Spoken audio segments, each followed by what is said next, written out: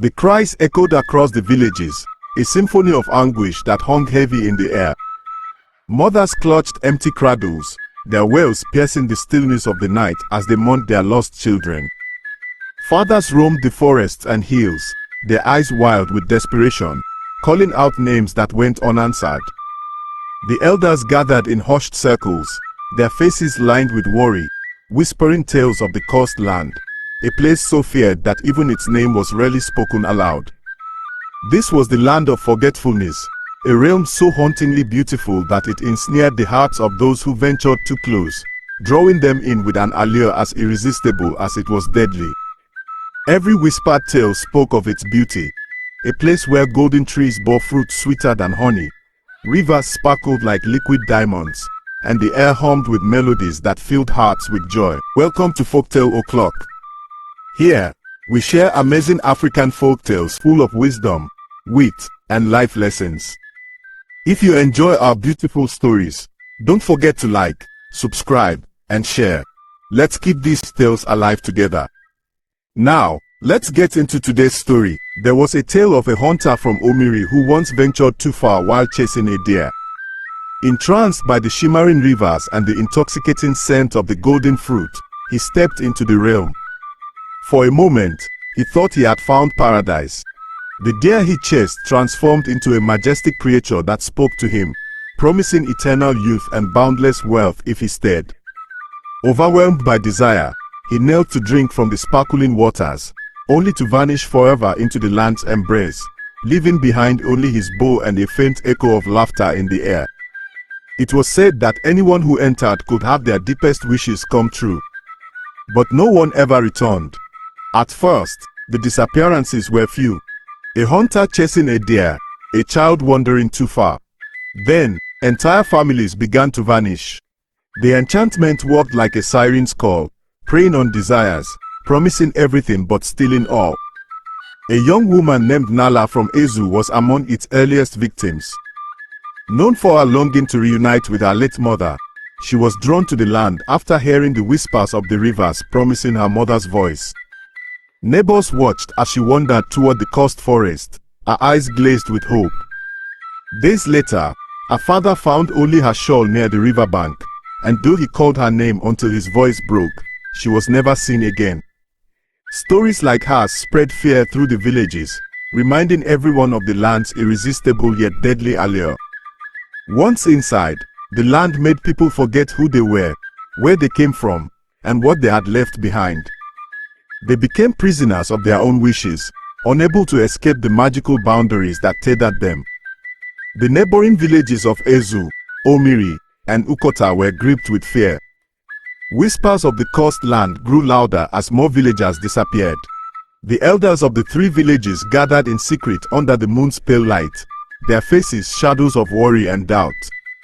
Elder Joko of Ezu paced back and forth, his weathered hands clenched behind his back. "We must act now," he said, his voice trembling with urgency. "Every moment we delay, more of our people vanish. Do you wish to see our villages empty?" Elder Ifoma of Omiri, seated on a carved wooden stool, folded her hands tightly and shook her head. Her voice was calm but laced with frustration. "Joko, acting rashly will lead to disaster. The land preys on the weak of heart. We cannot send just anyone. We need someone strong, someone who can resist the allure.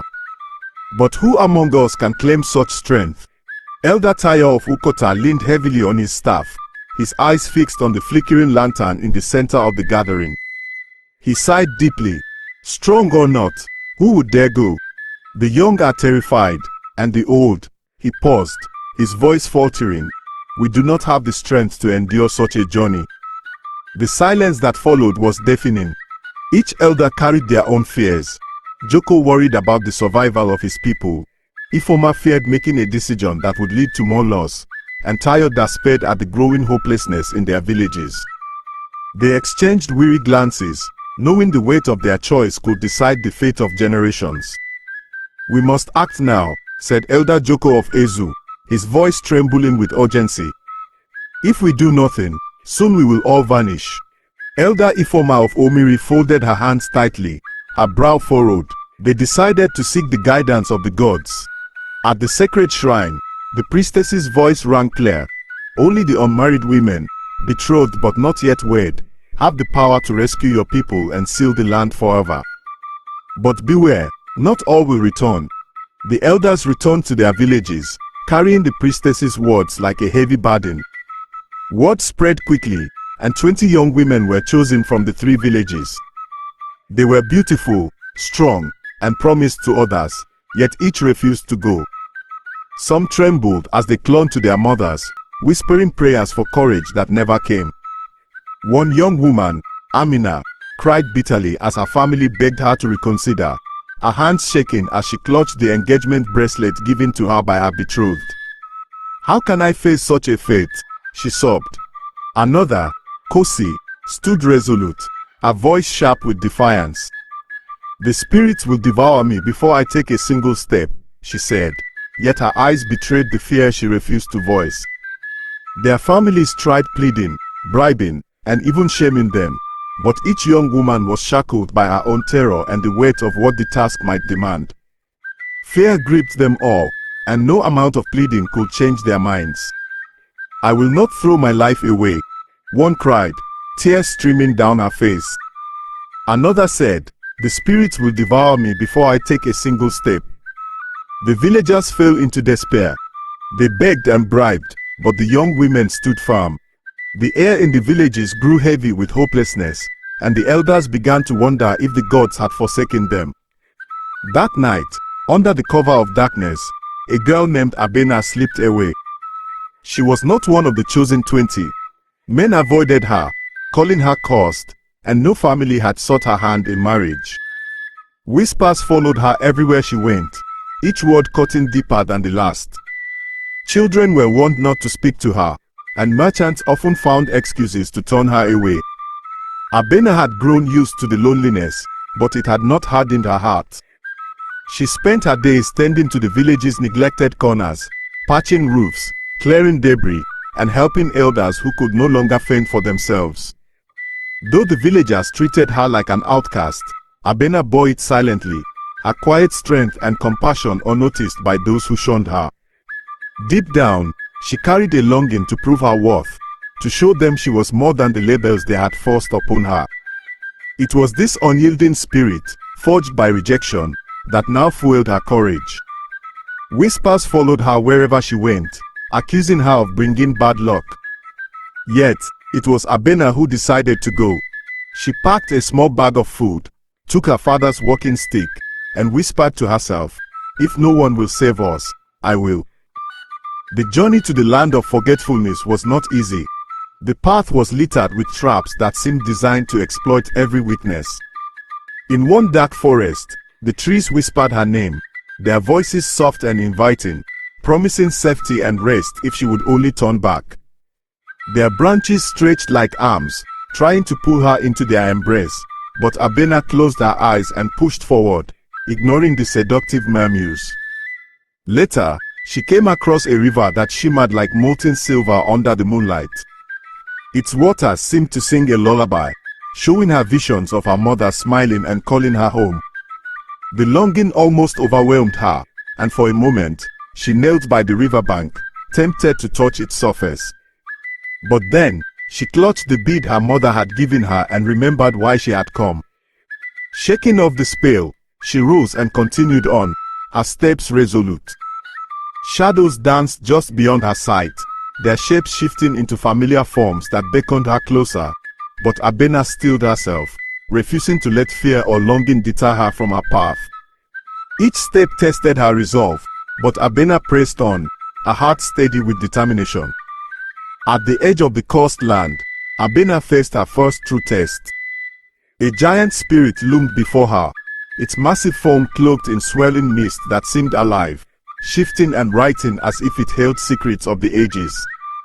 Its voice, deep and resonant, rumbled like thunder, shaking the ground beneath Abena's feet. "Turn back, girl," it intoned, its words echoing with an otherworldly power. "You tread a path from which there is no return." Abena's hands trembled as she gripped her father's walking stick, but her gaze remained steady. I have nothing to lose, she said, her voice firm despite the fear rising in her chest. The spirit's eyes, glowing like molten embers, narrowed as it leaned closer, its presence oppressive and cold. You underestimate the power of this land. It will take everything from you, your memories, your dreams, your very soul. Then it will have to fight for them. Abena shot back, her heart pounding but her resolve unbroken. As the spirit surged toward her, the walking stick in her hand began to glow with a soft, golden light. Warmth coursed through her fingers, and a sense of calm washed over her. She raised the stick high, and the light intensified, piercing through the spirit's misty form. It let out a deafening howl, its shape unraveling into tendrils of smoke that dissolved into the night. The path before her cleared, silent and still, but the echo of the spirit's warning lingered in her mind. Turn back, girl, or lose yourself forever. But Abena stood firm. Her voice did not waver as she replied, I have nothing to lose. With each step, she could feel the land's magic pulling at her thoughts, trying to make her forget. She clutched a small bead her mother had given her, focusing on its warmth to keep her memories intact. The cursed land was ahead, a beautiful mirage shimmering under the moonlight. Its golden trees swayed gently in a breeze that seemed to sing her name, and its rivers sparkled like a dream. But Abena tightened her grip on the walking stick and stepped forward, ready to face whatever lay ahead. As Abena stepped into the land of forgetfulness, the world around her transformed into a dazzling paradise. All mingled with fear as she took in the surreal beauty of her surroundings. Her breath caught in her throat, and her heart pounded as she tried to process the overwhelming sights before her. Part of her wanted to stop and marvel at the golden trees and shimmering rivers, but another part screamed for her to turn back.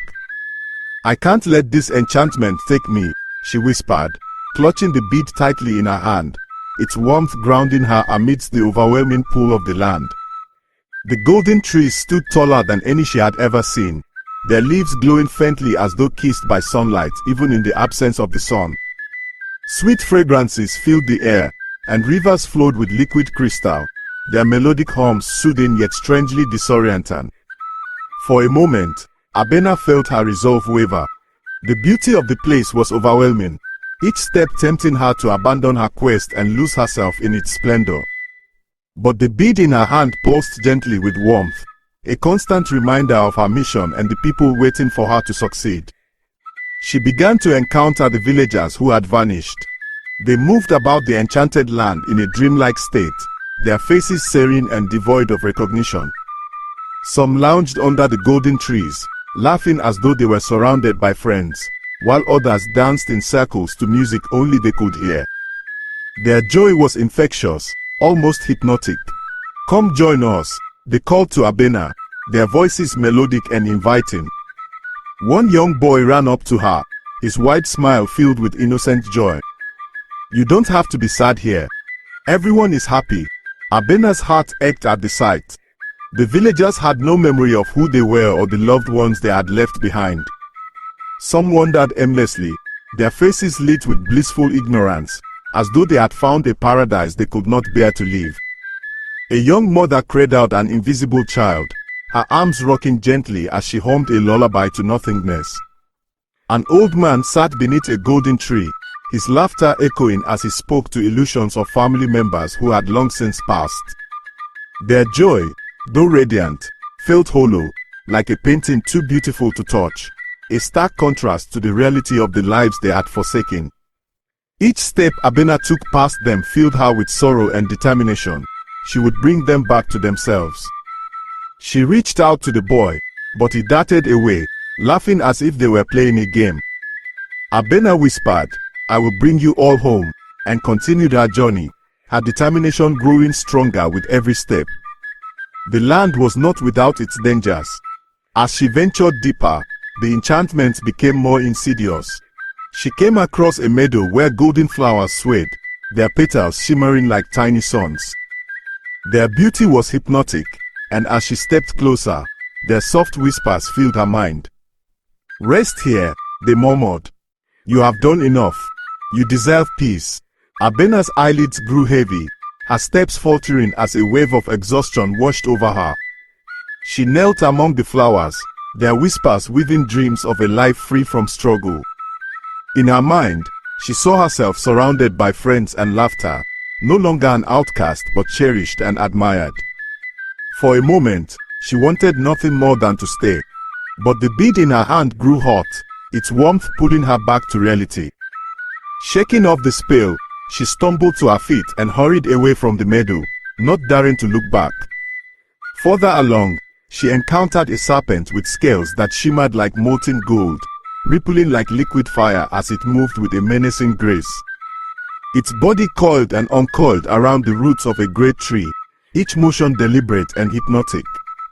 The serpent's eyes burned with an unsettling light, like twin embers threatening to ignite. Its forked tongue flickered as it hissed, the sound cutting through the still air like a blade, sending a shiver down Abena's spine. The ground seemed to tremble under its weight, as though the very land recognized the creature's dark power. "You seek to undo the magic of this land," it hissed, its voice low and threatening. "But you are weak, girl. You will fail, as all before you have." Abena tightened her grip on her walking stick, her voice steady despite the fear coiling in her chest.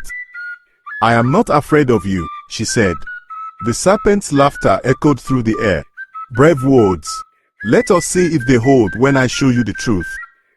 The serpent's eyes glowed brighter, and visions swirled before Abena's eyes. She saw the villagers celebrating her failure, her name forgotten and her sacrifice meaningless. She saw herself wandering the cursed land alone, lost to its enchantments. For a moment, doubt crept into her heart. But then she remembered the faces of the villagers, the boy's innocent smile, and the bead's comforting warmth in her hand. "These are lies," she said, raising her stick. It began to glow, the light piercing through the serpent's illusions. With a furious hiss, the creature recoiled, its golden scales dimming as it slithered back into the shadows. Finally, Abena reached the heart of the Land of Forgetfulness, a colossal tree whose roots stretched into the sky like the arms of a giant, twisting and writhing as though alive. The trunk glowed with a faint, airy light, its surface marked with patterns that seemed to shift and ripple like waves. The air around the tree was heavy, laden with the scent of overripe fruit and something darker, unplaceable, a mix of decay and power. A low hum filled the space, vibrating in Abena's chest and clouding her thoughts. Its branches reached out like claws, their tips shimmering with an otherworldly energy, while the fruits hanging from them pulsed faintly, as if alive, their golden skins marred by veins of flickering light. Shadows danced unnaturally at the tree's base, and Abena felt an oppressive weight pressing down on her, as though the land itself were resisting her presence. "Why do you fight?" the tree whispered, its voice smooth and beguiling. "Stay here, and I will grant your every desire. You will never know pain or loneliness again." For a moment, Abena faltered. She thought of her lonely life, the cruel whispers of the villagers, and the longing that had always been a part of her. The tree's promise was tempting. But then she thought of the families waiting for their loved ones to return, the mothers who cried themselves to sleep, and the children who deserved a future free from fear. "My wish is to free my people," she said firmly. The tree's roots lashed out, their movements swift and menacing. Abena dodged, her instincts sharp despite the overwhelming magic pressing down on her. She struck at the roots with her father's stick, its light cutting through the darkness. The tree roared in fury, its voice shaking the ground. "You dare defy me?" "I dare," Abena replied, her voice unwavering. With a final surge of strength, she drove the glowing stick into the tree's heart. Light erupted from the wound, consuming the tree and spreading through the land like wildfire. The golden fruits withered, the sparkling rivers dried up, and the mesmerizing melodies faded into silence. The villagers began to awaken, their eyes clearing as their memories returned. Confusion and fear gave way to relief and joy as they recognized one another. "What happened?" they asked, their voices trembling. Abena led them out of the cursed land, her every step guided by the lessons she had learned in her trials. When they came upon the meadow of golden flowers that once tried to ensnare her, Abena instructed the villagers to cover their faces with damp cloths and focus on the sound of her voice to resist the whispers. At a narrow bridge over a river that sang promises of peace and rest, she urged them to hold hands and not look down, leading them across with a steady rhythm of reassurance. Shadows flitted through the dark forest they passed, but Abena's glowing walking stick kept the airy figures at bay, its light forming a protective barrier. Each obstacle was met with her unwavering determination and growing wisdom, as she used her wits and courage to guide the villagers safely back to the world they had forgotten.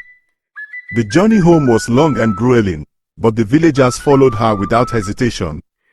When they finally reached their villages, families were reunited, and tears of joy flowed freely. The king himself came to thank Abena, his voice filled with awe. "You have done what no one else could," he said. He rewarded her with gold, land, and the highest honor. But more than that, he made her the princess consort, a role she had never dreamed of. The villagers who once shunned her now sang her praises, and Abena's name became a legend told for generations. And so, the Land of Forgetfulness became a story told around the fire, a warning and a lesson. But legends, like the land itself, have a way of changing. For many years, peace reigned and the enchanted forest stood still. Until one night, deep in the heart of the kingdom, Abena awoke from a dream drenched in sweat. The same melody from the Land of Forgetfulness played softly in her room. She sat up, heart racing. The bead, once warm and pulsing, lay cold and cracked on her bedside table. Outside her window, a single golden leaf drifted through the air. In the woods beyond, something stirred. The land had not been destroyed. It had only been watching. And now, it was remembering. And in the distant echoes of the night, beneath the quiet hum of the trees, a child's voice sang a lullaby that no one had taught them. A melody only those who had once been lost could know. Abena rose slowly, drawn toward the window. In the darkness, the golden trees were blooming again. And the path was open,